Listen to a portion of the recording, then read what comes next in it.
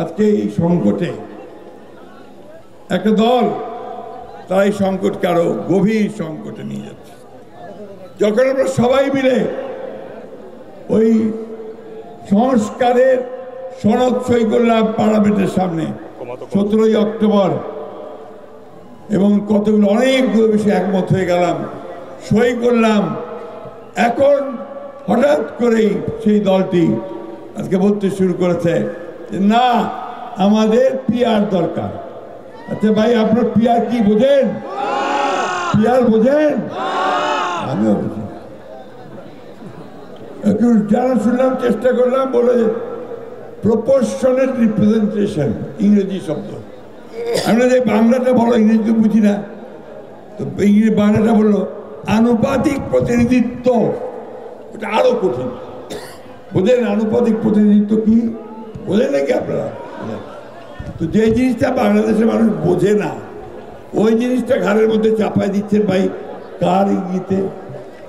কেন আজকে গোলযোগ সৃষ্টি করতেছেন? আপনারা হঠাৎ করে লাফায় উঠছেন যে ক্ষমতায় যাবেন। এই দেশের মানুষ ধর্মপ্রিয় মানুষ, ধর্মকে ভালোবাসে, আল্লাহ নবীকে ভালোবাসে, বিশ্বাস করে, কিন্তু ধর্মান্ধ নয় এবং সাম্প্রদায়িক নয়। আজকে এই কথাগুলো মনে রেখে এখানে পাঠান। আপনি গত নির্বাচনের হিসাব করে দেখেন তো, কত পার্সেন্ট ভোট পেয়েছে জামাতে ইসলাম? আরএফএল অডিটর, বাঁকা হয় না, ফাঁকা হয় না, আর ভাঙা এক কথায় অসম্ভব। কত আরুন বলেন? 5% না, তাও 5-6%, তাই না? রাতারাতি লাভ দিয়ে গিয়ে একেবারে 51% হয়ে যাবেন, এইটা মনে করেন না। বাংলাদেশের মানুষ আপনাদেরকে সহজে ভোট দিবে না, কারণ আপনাদেরকে তারা বিশ্বাস করে না।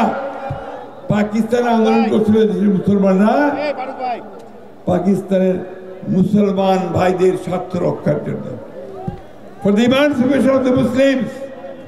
তখন আপনাদের নেতা মওদুদি সেটা বিরোধিতা করেছিল, ঠিক না?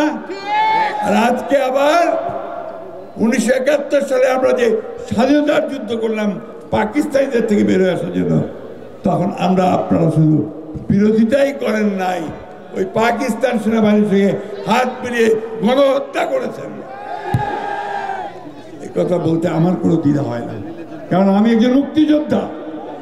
আমি এই দেশের স্বাধীনতার জন্য যুদ্ধ করেছি। আজকে উল্টা পাল্টা আবল তাবল সোশ্যাল মিডিয়াতে কথা বলে আমাদেরকে মাথা নোয়াতে পারবেন না।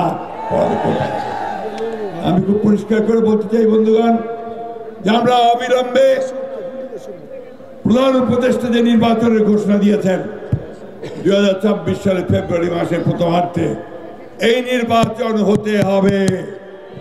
এই নির্বাচনের কোনো বিকল্প নাই, কারণ এই নির্বাচন যত দেরি হচ্ছে বাংলাদেশ তো দুর্বল হয়ে যাচ্ছে। জনগণের সমর্থন ছাড়া কোন সরকারি সফলতার সঙ্গে দেশ চালাতে পারে না। তাই আমরা খুব পরিষ্কার করে বলছি, আপনারা ভালো হয়ে যান। এই নির্বাচনে অংশগ্রহণের জন্য প্রস্তুতি অনেক আগে থেকে শুরু করছেন। কেন মানুষকে বোকা বানাচ্ছেন? আপনাদের যত বড় বড় বিলবোর্ড দেখলাম, আমি তো অন্য কোনো দলের অত বড় বিলবোর্ড দেখলাম না। যত পোস্টার দেখলাম, অন্য কোনো দলের এত পোস্টার দেখলাম না। তাহলে কেন মানুষকে বোকা বানাচ্ছেন? আপনারা তো নির্বাচন করবেন, নির্বাচন না করলে আপনাদের অস্তিত্ব থাকবে না।